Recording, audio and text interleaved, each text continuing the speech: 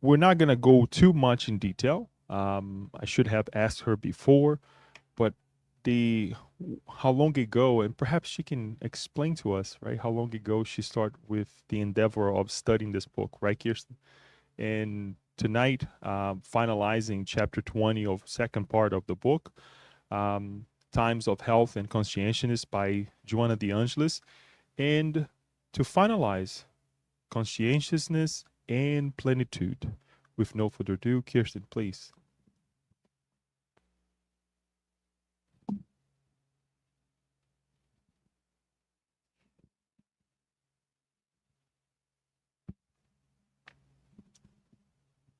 Well, good evening, everyone. Afternoon, evening. Yes, so as Leo was sharing, it's been, I'm told, like almost 2 years, I think, since the beginning when I started this study of this book. For those of you who may not remember, this book is broken down into two parts. There's part one and part two. Part one is 20 chapters, part two is 20 chapters.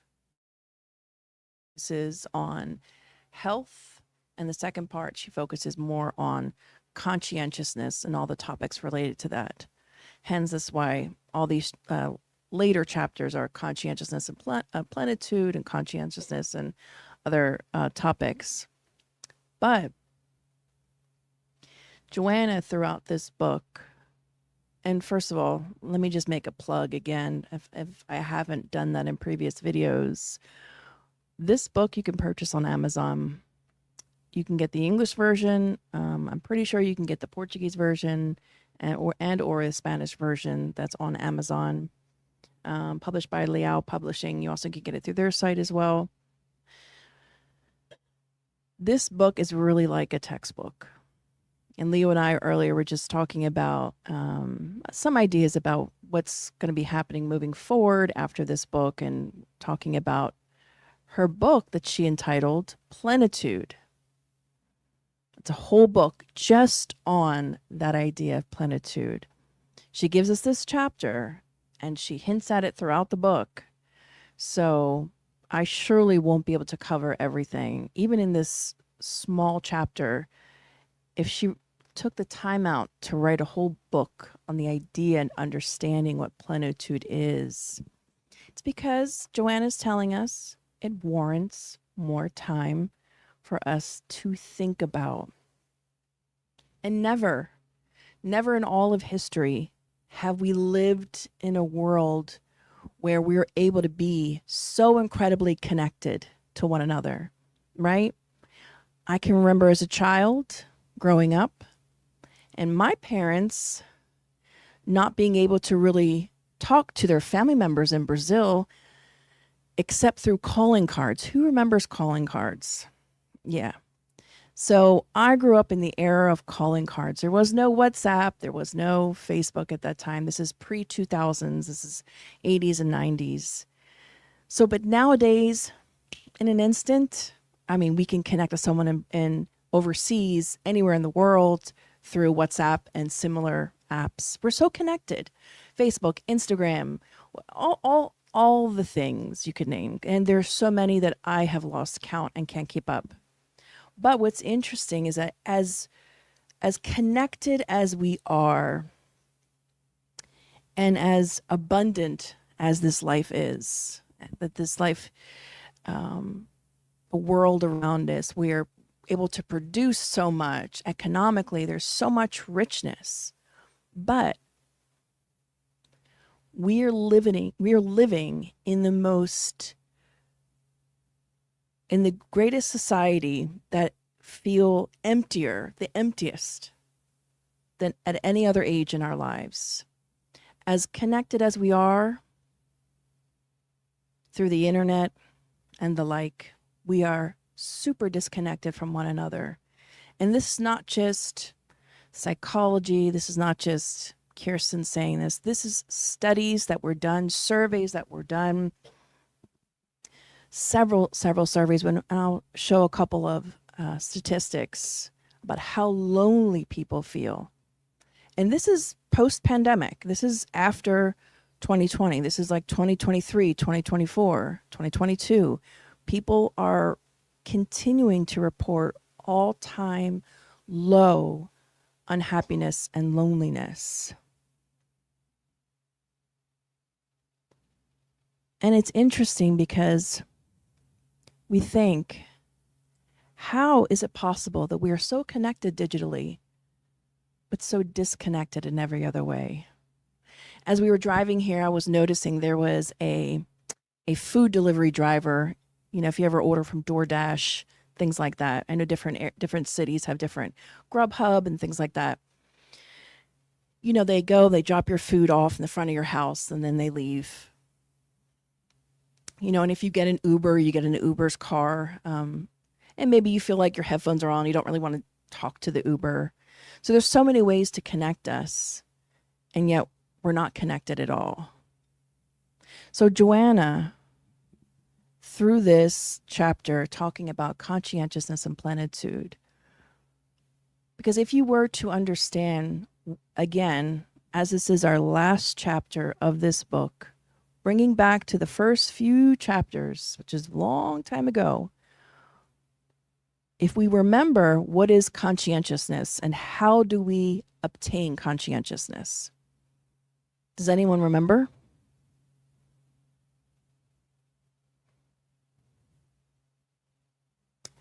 Don't worry, I'll help you out. And it's not an attempt to humiliate any of us, because sometimes I can barely remember what I had for breakfast, let alone a year ago. Conscientiousness is obtained through our evolutionary journey, through experiences. But Joanna also says you can obtain and acquire conscientiousness by actively practicing goodness, doing good, being good, and the like. So if we haven't lived long, or you might think, I haven't had a lot of experiences in life, that's okay, because we can still obtain it.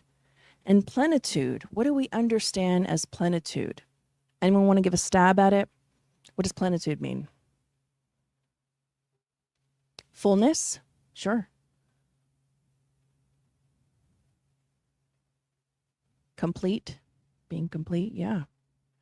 So the dictionary calls it the quality or state of being full or complete. Fullness, completeness, abundance as the plenitude of space or power. And today, of course, our perspective is going to be this spiritual plenitude, which is all encompassing. Plenitude is that state of being whole. And Friedrich Nietzsche, some of you might be familiar, some of you may not. He was a famous thinker over a century ago, give or take 50 or 60 years. Famous quote, he says, well-meaning, helpful, good-natured attitudes of mind have not come to be honored on account of their usefulness, but because they are states of richer souls that are capable of bestowing and have their value in the feeling of the plenitude of life. Meaning, when we are in this positive state of mind, where we are being good and kind and helpful and good-natured, it's not good to be those things because it's good for society. No, it's because those who practice this have that sense, get closer to that sensation of plenitude, of completeness. And Jesus, believe it or not, talked about this as well. But let me bring you some modern day stats and struggles. And this is from 2024 and 2023. The Gallup poll, Stacker and Statista. First, as you see on the screen, Riverside and Detroit are America's loneliest metropolitan areas. And you can just see here the statistics. Apologies if it's too small.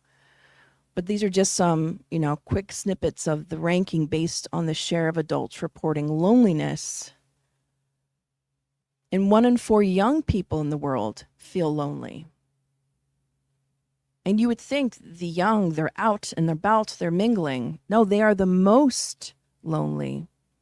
And here we have oopsie-daisy, we have a snippet of the world. Feelings of loneliness span the globe in 2023. So the darker the green, the more lonely that particular area in the world has reported loneliness. And the more yellow, less lonely. So places like Denmark, Kazakhstan, a lot of European countries were reporting low levels of loneliness. And it's interesting because if you look at how Denmark works as a society, they're not a known overly religious society, as the US is known as a Christian, Christian found. But Denmark, not so much. But they are very much all about community. Similar to how Japan is, how they are and believe about how important community. So much so in Denmark, I had watched this really interesting documentary a number of years ago on divorced women, families, living on these compounds where they all help each other. So instead of it being one single mother living by herself trying to get by, it would be like 5 random that there would be these known compounds where they could rent a space. And instead of just having, one mother, you'd have help of your community to help. And so they follow the lives of these people and how well they did in society. Just something interesting to note. But I digress. Joanna, in this chapter, talks about the nature of true plenitude. And we quote part of it. She says, "The spirit knows the brevity of life in the body in no way affects the content of what compromises it, for it understands the mechanism of evolution, thanks to which it enters the physical existence through fetal conception and leaves it through cerebral anoxia at death." So she says in the opening of this chapter that plenitude that we can experience arises from awareness of life's divine essence, beyond the temporary physical existence. It is quite easy to get distracted with everyday life, with things that are just going on, with what's happening in the modern world. But if we make the concerted effort, and Joanna goes on, and we're going to talk about this, she refers to it as lucid conscientiousness, as if conscientiousness needed an adjective to describe it, lucid, but really, truly being intentional. I was listening to this podcast from Brazil, a famous Brazilian podcaster, not spiritist, but he was interviewing a spiritist speaker, Rosandro Klinge.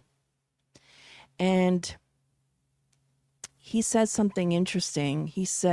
Rosandro said to the interviewer, who was asking him, what's your daily routine like? How do you stay so zen and focused? And he said, well, one of the things I do is every morning when I get up, I get on my knees, literally, and say, or maybe it was figuratively, and I'll say to God, how can I be of service today? How can I be your servant today? So that's the first question I have, it comes to my mind that I routinely, conscientiously ask myself. So the rest of my day can be very intentional. And so that made us think, this is kind of what Joanna's talking about here. Living life on purpose. And when we are able to recognize and be aware of our divine essence, our vision changes. The landscape really changes. And what's interesting is, that saying, you can't go back and change the past, right? But what's interesting is that when we become conscientious, when we have this lucid conscientiousness, when we live with intention, our past changes. Why do you think our past changes when we acquire a more lucid conscientiousness? change of perspective, redefining, reframing our past.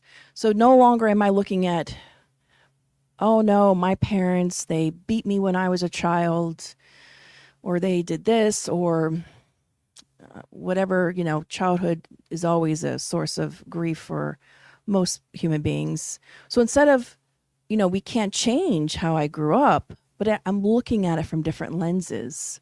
So in essence, it's changed. That's the power that conscientiousness gives us. That is the magical power that it gives us for free, that we can obtain, that we can work towards, and that we are constantly evolving. The spirit evolves through birth, through death. We're in this constant movement. It's the law of progress to move forward.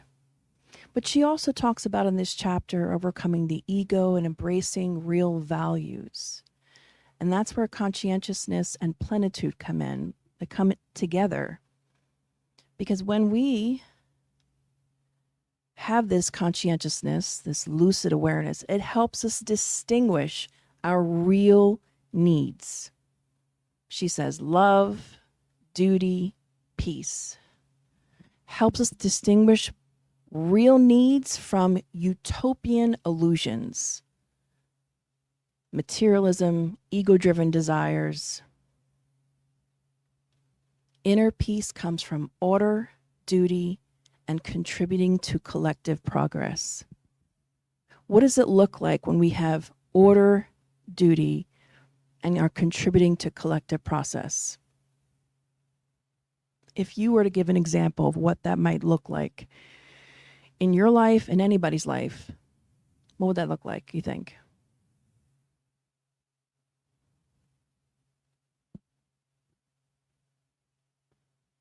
Order, how to have order in life,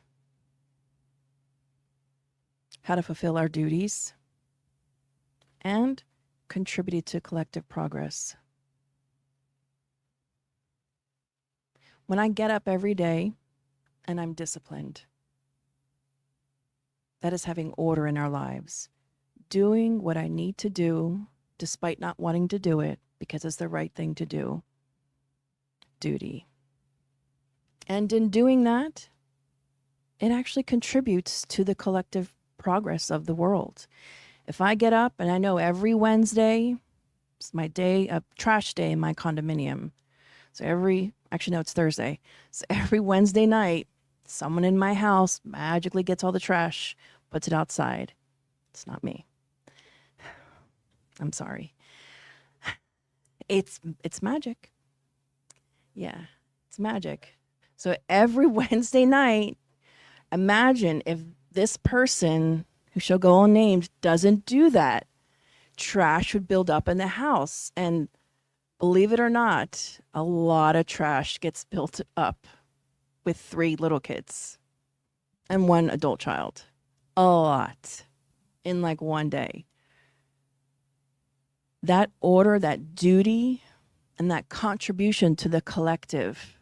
Because as I take care of what I need to take care of, when everyone does that, then the whole neighborhood is beautiful. Mowing the grass, well, we have people that come and do that, but if they weren't come do their job, it would be chaotic. There would be chaos. And many times we've noticed in our, having lived in a condominium with HOA and all the rules, there's like 2,000 pages worth of rules. I don't think I've ever read the 2,000 pages, but what's interesting is that often over the past 10 years, there's a lot of complaints that happen. Oh, why do we have these rules? Why do we have these rules, or this or that? It's so crazy. Why can't I have 2 potted plants outside?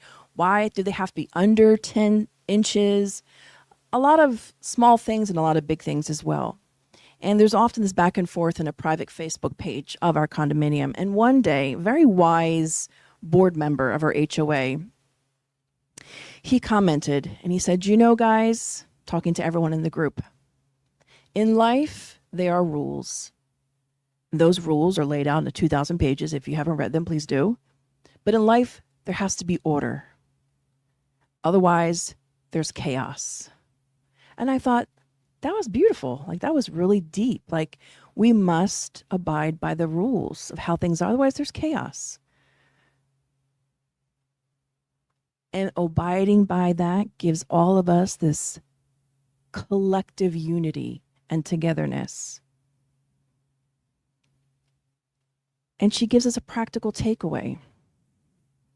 She says, store up the inalienable resources of the good: kindness, wisdom, and harmony. Work on being kind. Work towards obtaining wisdom and harmony. What does that look like? We always like to ask this question, what does it look like? Because it's practical.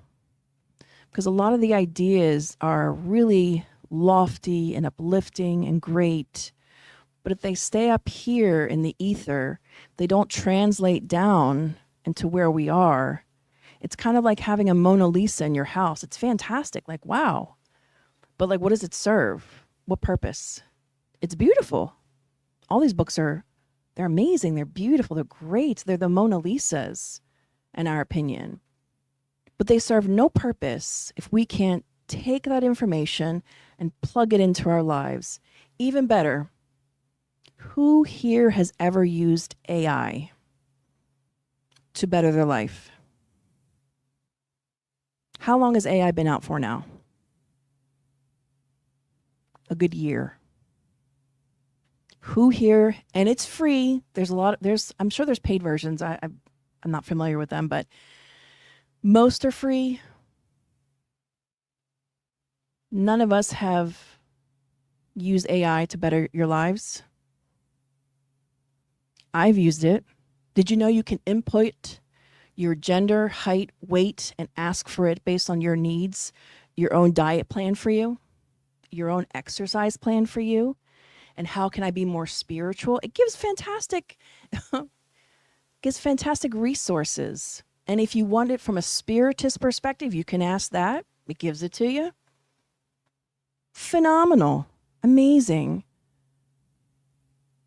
This is tapping into the wisdom of our age. It's at our fingertips. You know, AI, more than anything else, is inevitable. Despite a lot of the ethical concerns and things that have been going around on the web, it's inevitable. So why not use it for the good? But again, Joanna tells us to store up on these resources. How many of you have canned foods at home?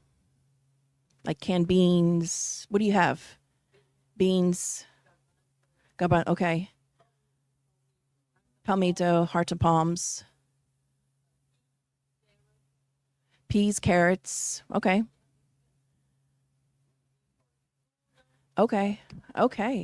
Sardines. Yeah, I got some sardines the other day. Yeah, sardines. High protein. Yeah. Condensed milk. Yeah. Why do any of you who have canned goods at home, why do you buy canned goods? No, why?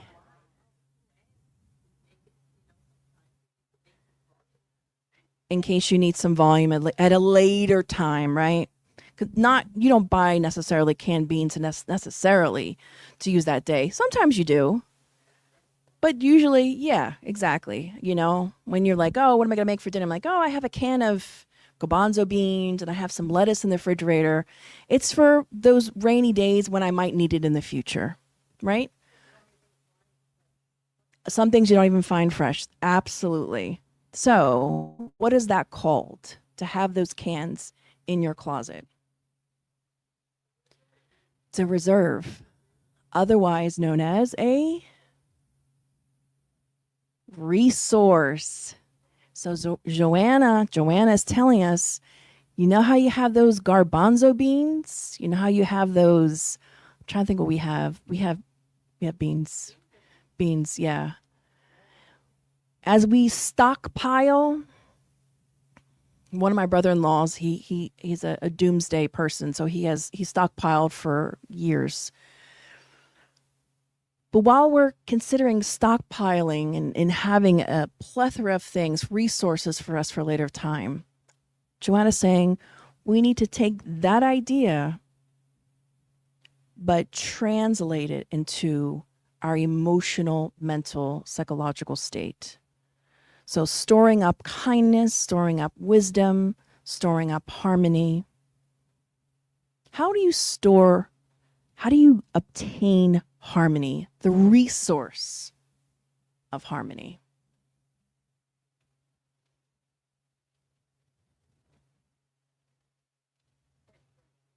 By praying. So, okay. So books, taking the trash out, harmony in the house, absolutely. So you're banking those things, right? When you read a book, nothing ever gets lost in here. I point to the human brain, not knowing where exactly it's stored in the soul or what have you. None of that gets lost. So when we're going through hardships, we can pull from that knowledge. Have any of you ever experienced something like when you're going through something difficult and then you remembered a passage from a book you read 10 years ago, or 5 years ago, or you remember something you saw on the internet that was really positive and uplifting, like, oh man, I remember that story, that was so touching. And then it fills your cup. It's a resource. That's what Joanna is talking about. And she goes on to talk about self-realization as a universal goal. In many different eras and times of life has self-realization been defined by saints, mystics, and heroes as nirvana, samadhi, paradise, or glory. Finding in Jesus the lovely name, Kingdom of Heaven, uncorrupted by pain or anguish, longings or affliction. Locating that kingdom in the very heart of the individual, the Divine Master proposed immersion in the ocean of sentiments, enjoying harmony without anxiety, regret, disruption, or torment. Key things here that we might not have originally pulled out of this long text. Self-realization. How many of you remember when Jesus spoke of the kingdom of heaven being inside of us? One person remembers? Well, he spoke about that the kingdom of heaven is inside of us. And really what he's referring to is this place inside of us that Joanna refers to that exists, believe it or not. It is an actual place inside of our soul, not a tangible place, obviously, but it's a place that is uncorrupted by pain or anguish, longings, or afflictions. Okay. What happens when we are suffering? We kind of get stuck in the loop of the story that we're telling, where we ruminate on something, right? We get into a fight with our sister, or we even fight with the dog. We fight with our parent or sibling or coworker, and sometimes that kind of stays with us a little bit, and or perhaps when we go through or experience a trauma, for instance, or something traumatic, and it kind of stays with you.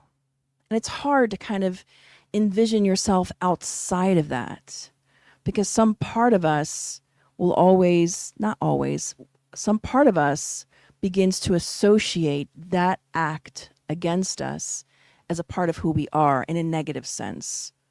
So we always kind of think, people say, well, I always feel kind of broken. And it's hard for us to let go of that brokenness. But Joanna,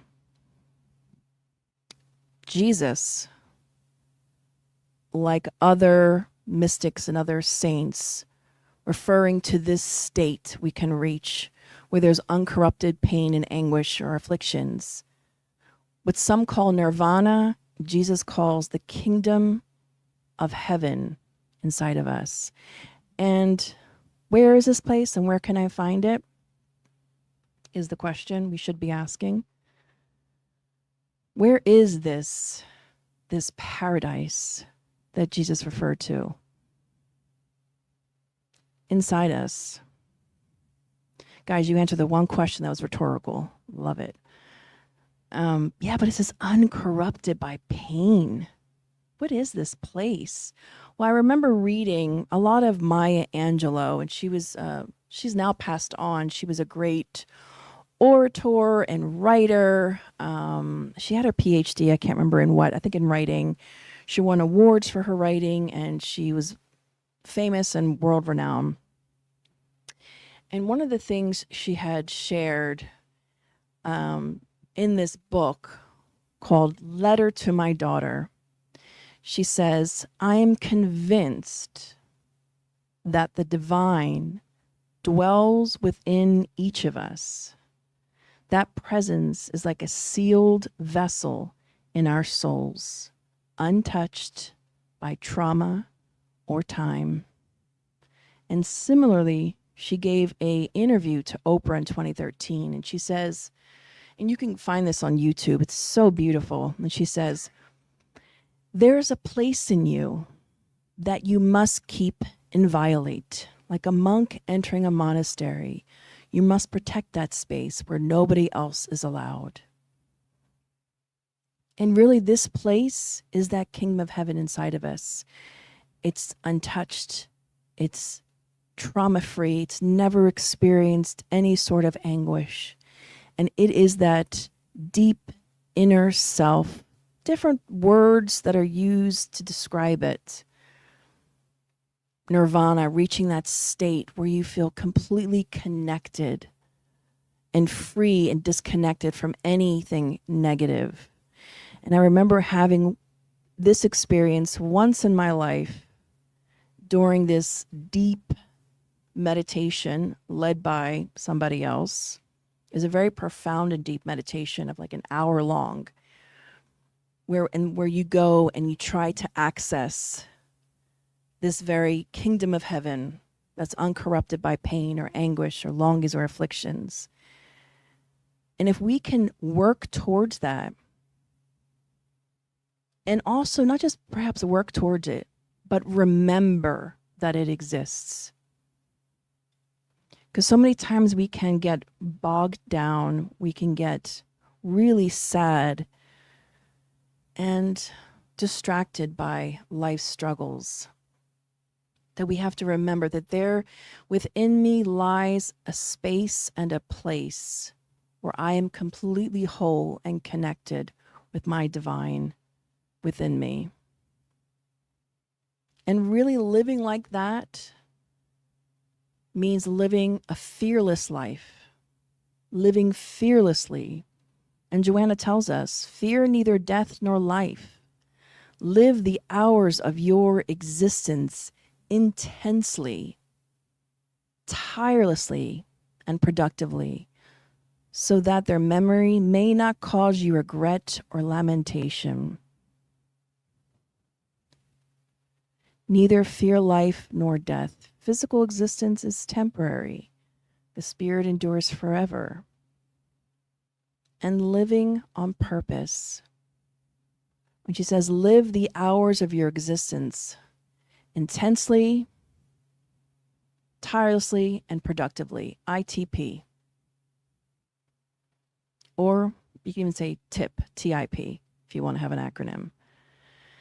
But live the hours of your life, your existence intensely, tirelessly, and productively. Every morning when we get up, set the intention for the day. Years ago, when I used to see this therapist, and she was very spiritual, and every session she would start out and she would say, what intention are we setting for today? What is our intention? Is our intention to have spiritual awareness of my inner shadows? If you're familiar with Carl Gustav Jung, you know what the shadows are, the archetypes. Your intention today is just to remain open to what your divine wisdom can bring to you, and just setting that intention every morning when we wake up. Whether that looks like you're saying to God, God, let me be your instrument today. Just guide me. But also living in a way that we're not going to have any regrets at all. Which means that we're living life intentionally and not just haphazardly. But we're living it not trying to hurt others, but we're cultivating fraternity and productivity. We're not walking around not, acknowledging my neighbors.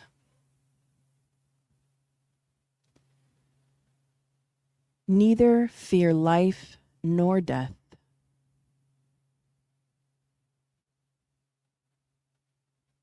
Question: what does it look like for you to live intensely, tirelessly, and productively? What does that look like?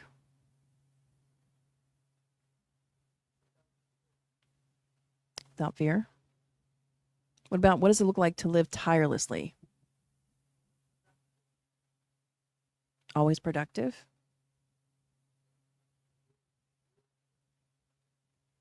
Doing something useful and on purpose? Always have a purpose?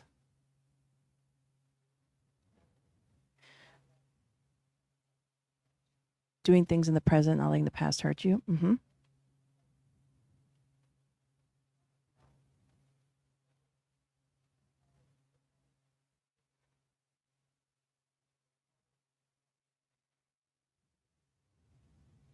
And just focus on the right now. Yeah. What does it mean to live the hours of your existence tirelessly? Do we not get tired? We do. It's a human experience to be tired. Physically, yes. Enthusiastically. Being grateful.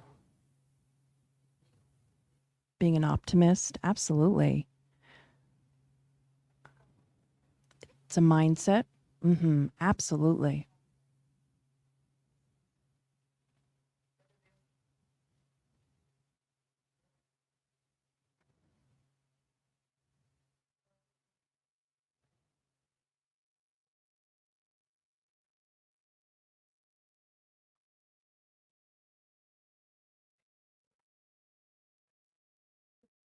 Yeah. So it's working on your mind. Yeah. That despite how we might feel physically, of course there's exceptions. If you're really deathly ill, if your arm is falling off, like, by all means, take care of your physical body. It's important. But Fabiana's right. Oftentimes it's our own mind. We're like, oh, I don't feel like staying on my diet today. Like, I really just want a donut. And which is not going to make you a bad person to have the donut, right? No. But there's something to be said about discipline. And we don't feel like going to the gym, or, when you say, okay, this year in 2025, I'm going to start walking every day. Do you feel like walking every day? Who here has or has ever had a dog? Has there ever been a day where you don't feel like walking your dog? Yeah. Leaves like every day. I don't feel like walking that big dog. Well, the small one too, right? Yeah. There are days you're like, oh my gosh, it's raining. I always feel bad. Like, it's raining outside. All the dog walkers are out there with their umbrella. Dog has to go do its business. Cats are easier. I don't want to having any arguments now. But we do. Yeah, well, we do it. Otherwise, what happens if we don't walk the dog? He gets nervous. They leave us a surprise. Surprise. That's the same in our lives. When we don't do what we're supposed to do, life is going to be like, oh, surprise, haha, you didn't do it. When people say I'm having a really crappy day, some people, it can happen. Yeah. But that is why we do things that we must do, because it's good for us. And I was listening to this this blogger, this comedian blogger, and he was, I guess he must be in the early stages of his health journey. And he was saying, he was like, these bloggers, they're like videotaping themselves in the gym and whatnot. And so he's like videoing himself before he goes into the gym. And he says a lot of like positive, funny affirmations, some that are a little bit, wild. But he'll say, you know what? Doesn't matter how I feel when I get up in the morning. I'm going to get up and go to the gym because I may be depressed, but I'm going to have a good body. And so it's comedic. However, everyone that knows, science research has shown that going to the gym, even just walking, does wonders for our mental health. It's great for circulation. It's great for our GI system, our GI tract, all sorts of benefits.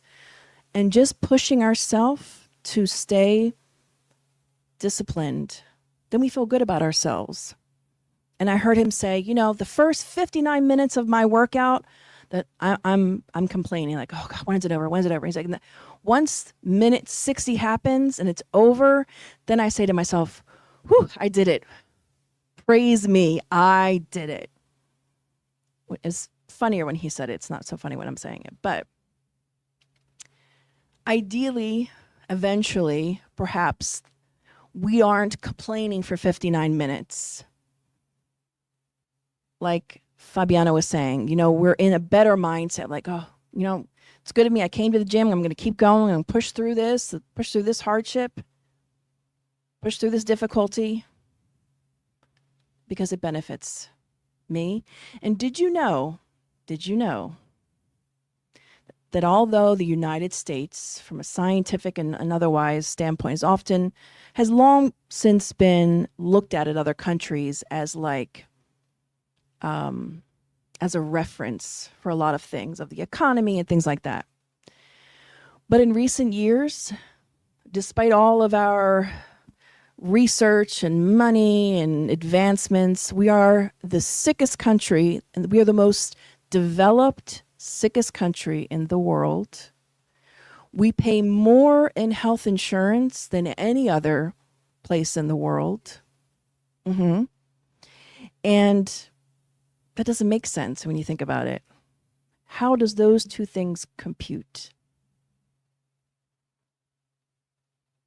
How does that compute? How is it possible to have so much in our advancements, yet we still remain so devoid and so lonely and so distant from one another? Could it be that these ideas of plenitude, it's culturally speaking, in the United States, culturally, we do not live in a culture where we value our elderly like Japan and other countries. We do not live in a culture that necessarily or often embraces community. It's more divided into different, what's that? Different places, yeah, like different sects. Like, this is the city people, and then you have the down south people, and then you have middle America people. Like, they're all very divided. And that's and we're not poo-pooing on the United States. It is a fantastic and amazing place with so many opportunities. But it's not the fault of the country.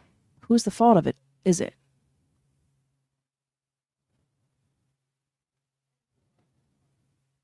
You think it's the lifestyle? That's the reason? Well, who's at fault for the lifestyles? Yeah. The multitude, the people. That's We are what make up this country for the most part, give or take 5 or 10. So we are the change, right? We are the change that can make a difference.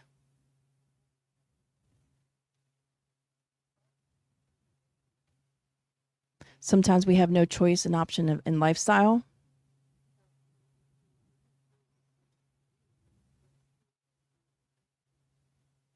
Cost, there's always costs. Places, yeah, costs can be high. Yeah, all those things. Yeah, yeah. But even still, people that live in an expensive place, expensive living, even still, there's the demographically and statistically, those are not the most healthiest people either. So there's something to be said, right, about that there's something that's missing. Right. Right. That's why we can find people that are literally dirt poor who are wise and have good family ties, and then we can find and observe, no, not judging, someone that's well-to-do and everything is chaotic and there's criminal activity. So it is the kingdom of heaven that we perpetuate inside of ourselves is what is counting, and achieving that while we are here on earth, while we are incarnate. Joanna says, moments of profound objective awareness provide the memory of plenitude, the first step toward integration into the complete spirit of life. Jesus pointed to this achievement, saying, "My Father and I are one." There was a perfect oneness between him and the universal creator, beckoning his disciples to the possibility of full conscientiousness and personal plenitude. Oftentimes, throughout religions, throughout Christian religions, this sentence from Jesus, "My Father and I are one," are often quoted as proving that Jesus and God are one and the same, that God is Jesus and Jesus is God. As Spiritists, we do not believe that. We believe that Jesus is his own entity, God is God, the all-knowing, the all-powerful, and Jesus is Jesus. But what Jesus meant to say here, what Joanna is explaining to us here, what Jesus meant when he said this, was an example of plenitude. My Father and I are one.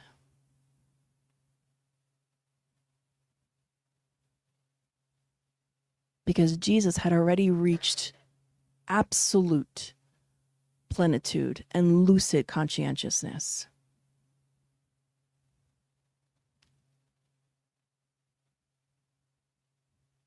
Have any of you ever had an experience that was so moving that it brought you to tears? Or just moved you? Maybe you didn't cry because of it, but it was just so profound in your soul. Anything. Maybe it was wasn't like earth shattering, but it was pretty profound. It's a spectrum here. Does anybody want to share that story? Brief? Daniel? When I hold my first son in my arm, is indescribable. Indescribable? Can you try to describe that? No, I can't. That's why that moment is, there is no word for that. Could you give it a word, or like how you felt? The kingdom of heaven was inside of me. Oh, I was okay. experiencing. Oh, okay. All right. Fair enough. Joni? The mic. Okay, please. Thank you. Yeah, when Vanessa was born, that was like, I was like, oh my God. Yeah, I realized all of a sudden, I think the first thing you think is about God, because you think, oh, I know people have kids, everybody that people are, but as then you said, you cannot describe only another person that became mother or father and you see that, like, how many people change because all of a sudden they discover they have a kid, the mother never told them they had a kid, or they become a parent, and they say, "Oh my God, I didn't know, that would change my perception of life," and then the person gets transformed.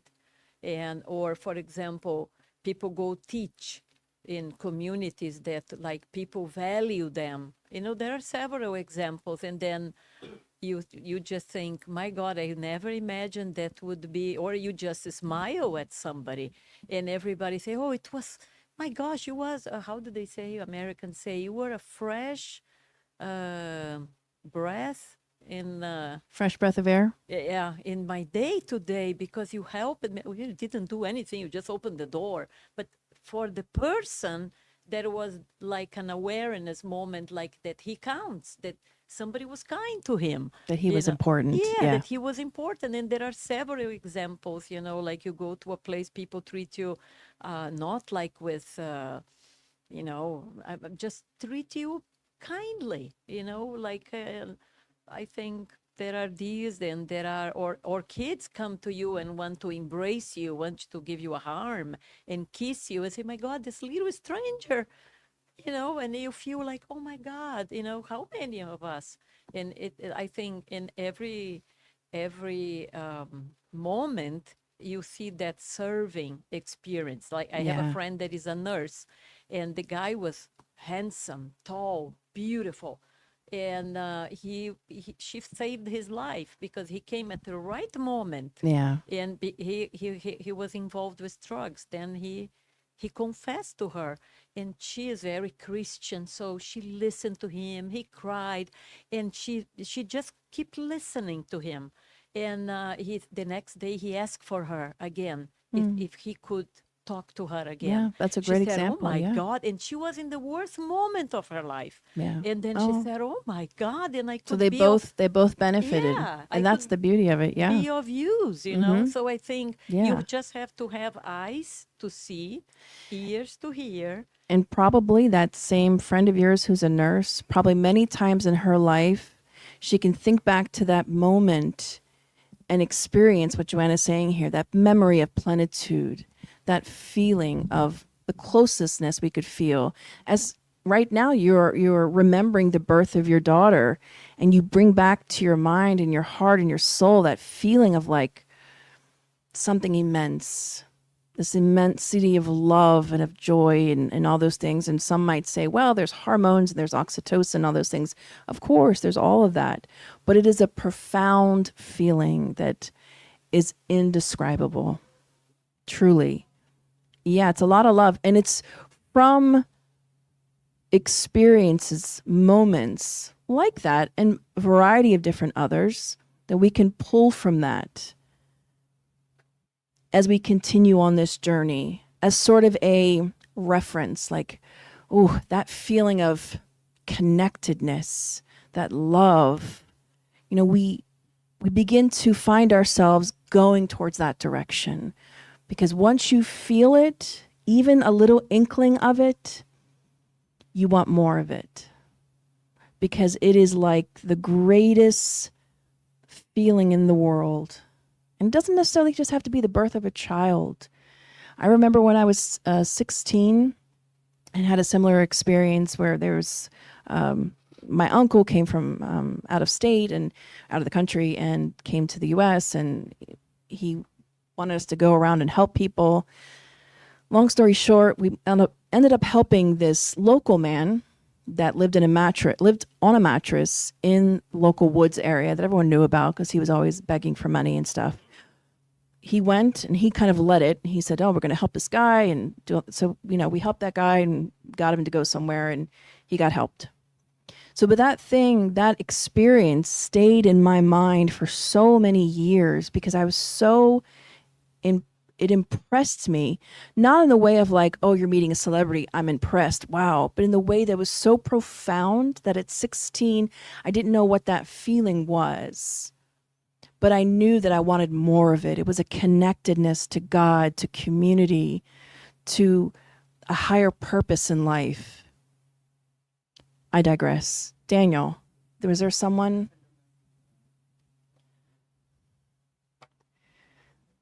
Okay, so there was a comment from one of our watchers online, Orlando Gray. He said, I have a theory that cooking and eating together around the table as a family is a solution to some of those woes.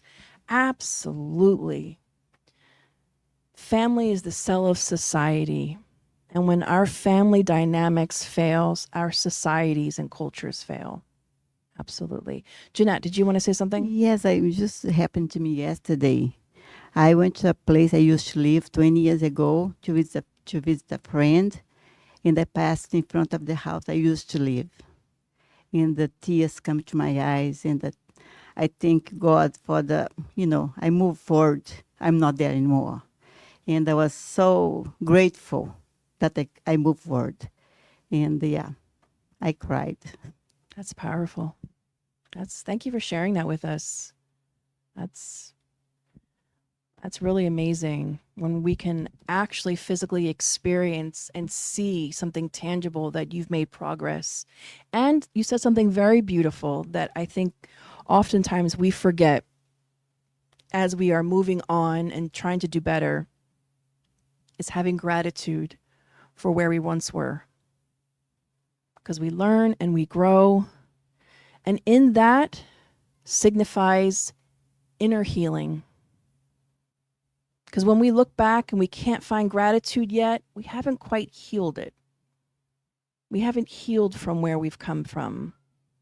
And I was listening to Josandro, and we're going to have one more slide and finish. I was listening to Josandro talk about a case of his, a patient he had back when he actually still had a practice, when he was a practicing psychologist.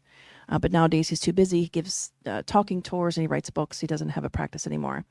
But he said that he had a patient once, and she was an aspiring actress at in Global. She was an aspiring actress, but she was miserable. She couldn't figure out why she was just so miserable. Like her life, nothing went right. She wasn't getting the acting jobs that she wanted. And she just felt so disconnected. So of course she went to therapy and met with him, and they did therapy, and he discovered through, talking to her that when she was a little girl, her mother used to love to watch soap operas. Super addicting. If you ever watch a Brazilian soap opera, super addicting. I mean, I've watched the ones here in the US, really good, but nothing in comparison to Brazil. It's more, the Brazilian equivalent of Brazilian soap operas would be what we do here in the US, we call miniseries. It's just really well done. The acting is superb.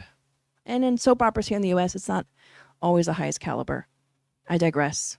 When this client was a little girl, and her mother used to watch all the novellas, and she used to try to get her mom's attention, and she'd say, "Mommy, mommy, mommy," and her mom would say, "Shh, I'm watching my novella. Go away, go away."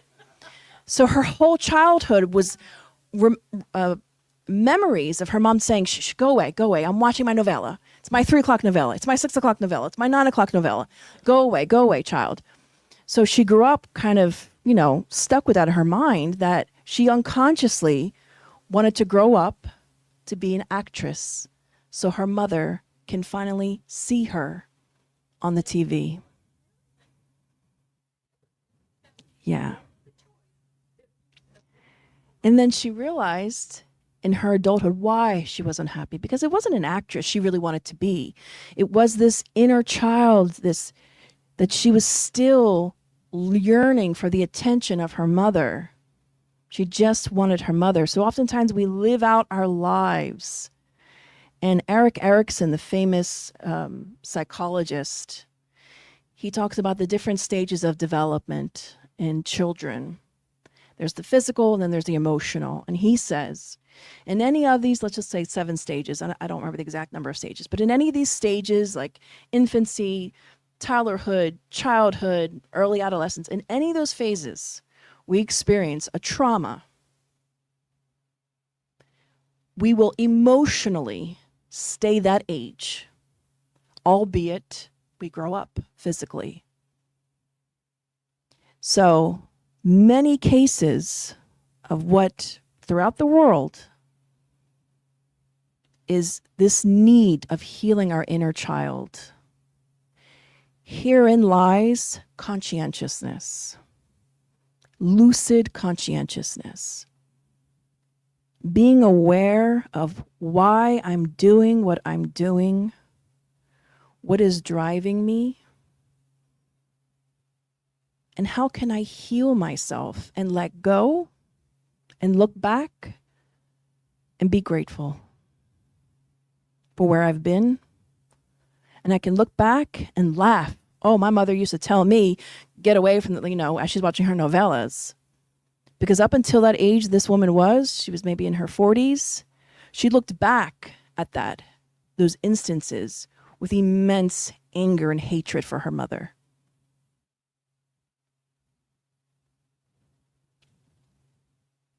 So that's why the blessing of our existence, God allows us to experience the wonders of the world of parenthood, motherhood, fatherhood, whateverhood. We experience that love. And sometimes it's through other avenues. Someone who might not have experienced any love in their life gets a dog for the first time. And they feel something inside of them they'd never felt before awaken.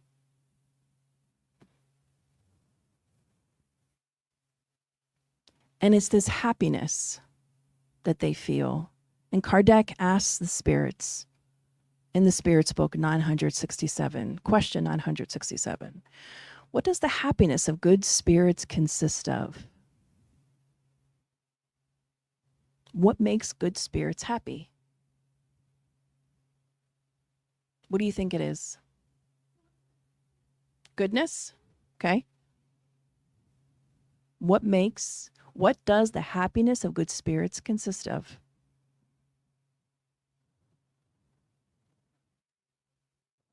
Clear conscience? Okay. Chris, you said something? Plenitude? Oh, yeah, sure. You guys want to know? Go ahead. Oh, taking the trash. Serving others. Yeah.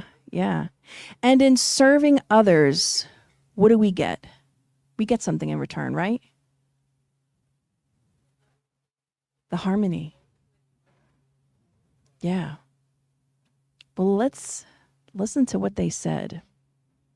In knowing all things, in feeling no hatred, no jealousy, no envy, no ambition, or any of the passions that make people unhappy, the love that unites them is a source of supreme happiness. They do not experience the needs, sufferings, or anxieties of material life. They are happy with the good they do. I can remember reading this, studying it at home with my family when I was a child. And look at how a child's mind is. Must have been like 6 or 7. And I remember thinking, to this day, I don't know why this stayed with me, but I remember thinking, wow, so all good spirits know everything. So I have to grow up and learn everything. So I remember at a very young age, I became obsessed with like loving to read, loving homework, loving school, loving my center. And, and not everyone around me felt the same, but I remember, but I want to be happy like a good spirit. So I remember thinking erroneously, I got to know everything. I have to know all the things, but it's not in knowing all things. In knowing all things in terms of wisdom and understanding. Because when you have that wisdom, you aren't in a state of hatred or jealousy or envy or all of those things that make people unhappy.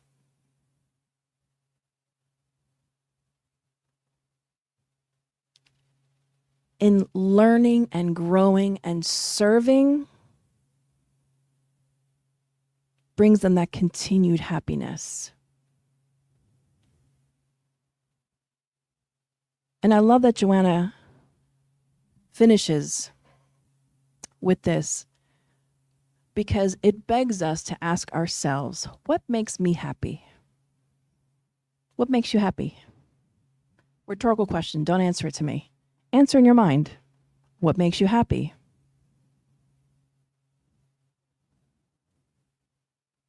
Think about that and think about if any of those things are somehow connected to something higher than us, greater than us, that benefits others and not myself. It's okay to like soccer. It's okay to like, I'm trying to think of other mundane things. I don't know. Things. It's okay to love chocolate cake. It's great. It tastes phenomenal.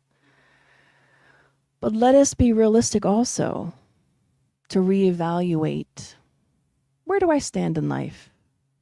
How can I be better? How can I be more connected to my Creator, to the divine essence within me, to the kingdom of heaven within me? That's the question she leaves us with. And I would be remiss if after these last few years in studying this book, to also not give my immense gratitude to our dear Joanna DeAngelis and our recently departed back to the spirit realm, Givaldo Franco, for allowing this book to come to fruition and for it to fall into our hands. It's a beautiful, beautiful textbook that can be studied again and again and again. So our immense gratitude to Joanna and to Givaldo for everything and always. Thank you, everyone.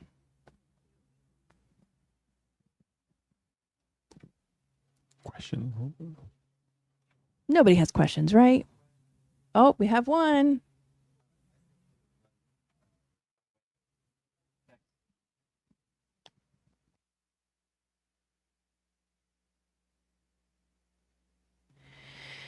From Wendell, hi Kirsten, great talk. Is it possible to pretend plenitude to myself by denying my profound issues and living a superficial life? Is it possible to fiend plenitude, to pretend? We can pretend, sure.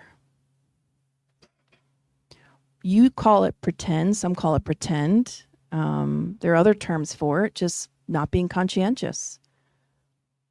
Because really, in a way, it is just pretending unintentionally when we're not yet conscientious.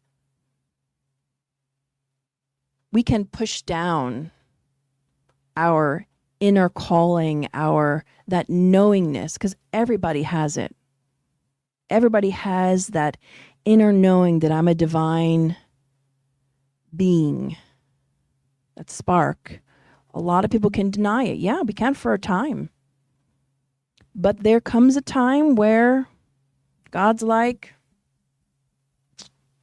it's time. And life forces us into actualizing what the meaning of life is. Leo, go ahead. There's a comment from Abby as well. Oh, it's coming from Abby. Okay. Abby says, what a wonderful talk, Kirsten. Thank you. A little boy returned a coin that I dropped. He ran after me to return it. I was touched because he could have kept it. He could have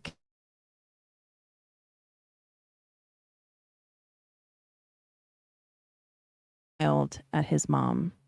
That's beautiful. That's beautiful. Yeah. Hopefully we'll see more of that in our world, but it's beautiful when you can experience that from a child.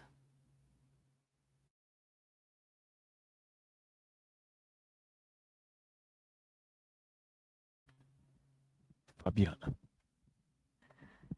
Thank you, Kirsten. It was really excellent talk. The inner peace, it just occurred to me when it says like duty, doing the things that we need to do. that sometimes when people's life is in this chaos and they don't know from where to start, and they always say at the beginning of their day, just make your bed. So I think that making your bed is just like that, it's like a blocking, like a stone for inner peace. So you start with something really small, but that already brings you inner peace. Like you feel like you have done something for the day that's very simple. And that brings your state, like it brings this inner peace. And then you go do another little task and then another little task. And then it starts building up, building up. So I don't know, that just came to my mind. No, that's great. People often ask, my life is so chaotic, where do I begin? There's so much going on, where do I begin? Okay. So if someone calls me and says, Kirsten, I'm in Baltimore and I'm lost. Can you help me? My GPS is failing me. First thing I'm going to ask is, where are you? What street are you on? Are you on Light Street? Are you on Charles Street? Tell me your coordinates. So if anyone ever asks themselves, where do I start? Ask yourself, where are you first? And from there, you build out. So sometimes the easiest thing, is just to begin to be disciplined. Make your bed in the morning. Commit to doing a prayer in the morning. Whatever feels like that's the best step for you to do. That's the best way to go. But thank you for sharing that. Yeah. Kirsten, thank you. What I would like to say first of all is to, as DeValdo have mentioned in many of his talks, and the hardest thing is to start. It's hard to start something, right? An endeavor, and I have actually worked with presenting a book like this. So thank you for not only starting but also giving I continuation. mean, it's easier to start and hard to keep going. It's easy to sometimes it's very hard to start, but it's harder to keep up with it. So thank you for this, and I'll put you on the spot. What's next? I don't know. I will leave it open, and as I heard Josandro say, I repeat, I will ask God, how can I serve you, and just wait to hear the response. But yeah, there's a lot of books out there, a lot of good things. So who knows? Sky's the limit. Great, thank you, Daniel. Anyone else? All right, folks. Would you like to say Joni? Yeah. please?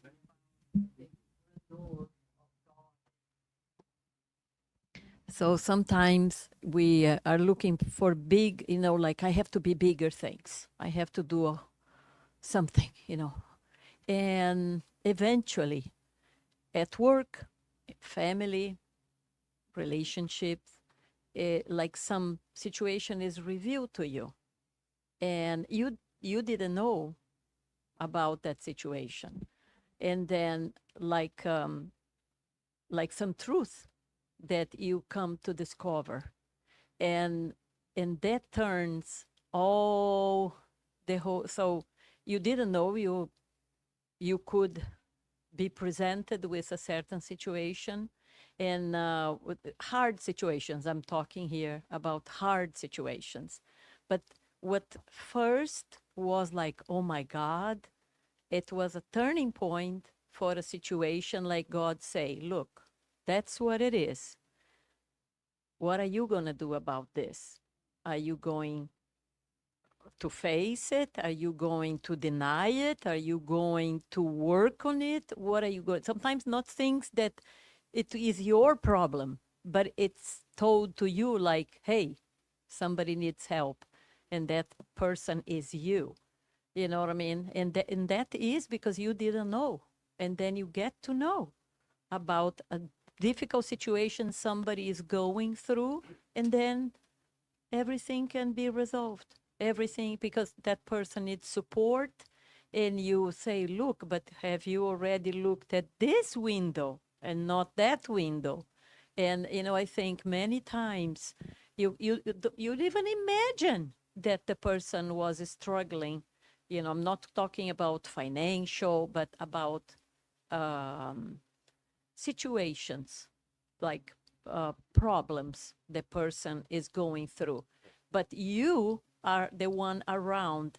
So when you said about your uncle, he wanted to help people, and he turned out that he helped somebody that was local. You know what I mean? So like you want to be an actress, and so everything you said today, and we all contribute. I think it's so amazing because you see, it was the mechanical, not the mechanical, the mechanism that that lady found to resolve something, and she later on, but sometimes it's something you don't even imagine the person is struggling with that.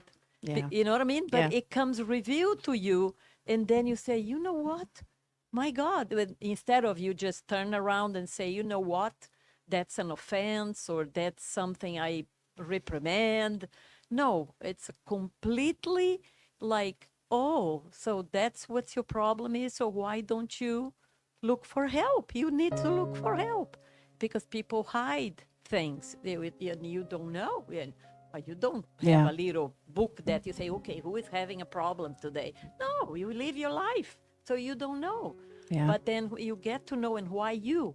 So I think if you get to know, then it's because it is your problem. Yeah. Like, meaning you can be of use. But Yeah. so I If think, it came your way, yeah, so there's you always have something to be, as you said from the beginning, service. how can I serve? You have Yeah. to be of service, but you have to be open for that. Yeah. You cannot just, no, because I have my opinion, it is Yeah. this, Bob, Yeah. it's not my problem. No, because sometimes just Yeah, listening. is helpful. Yeah. Yeah. Yeah. Thank you, Johnny. Yeah. So many examples in life. So many examples. Thank you for that, Johnny. It made me. And the last thing, I remember when my father passed back in 2016, and I remember being at work, and people were, nice. They give condolences and things of that nature. And for context, I don't really like cards. I don't know why. Never liked cards. I always felt like that was a waste of that person's money to get me a card. Like, I'm just going to eventually throw it out. Like, logically, in my mind, it never made sense in my brain. I don't know why. It's a weird thing in my head. Anyway, when my father passed, people were coming by my desk to give condolences, and someone high up in the company left a card on my desk, and when I opened it, and it was literally like maybe 5 words, like, I'm so sorry for your loss, my heart is with you, something like that. I remember being so moved by this gentleman's kindness. I was low in the company. I had seen him, obviously we said hello. There was something so genuine about that, because he didn't give me the card in front of anybody like other, people were coming and over and in groups to say things to me. He silently left this card, never spoke about it, just left it there, and that was it. And it was very moving. And I didn't realize how much I needed that card and that kindness until that moment. Folks, we are at the end, a little bit past time. Thank you so much for if you stayed online watching us. Thank you. And for those of you who are here, we will go to our second half of our meeting, to our closing, and then our passes, or Daniel, or